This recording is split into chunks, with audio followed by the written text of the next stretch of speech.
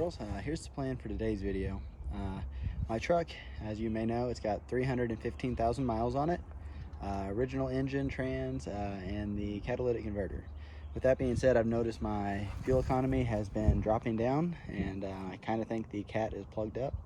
So with that being said, we're going to go ahead and do some exhaust note tests, see what it sounds like, but with the cat still on, and then we're going to take it to a local exhaust shop, and they said they can fix it for me and either do some high flow cats or make it more efficient. So with that being said, I'm going to go ahead and fire it up, let you listen to it.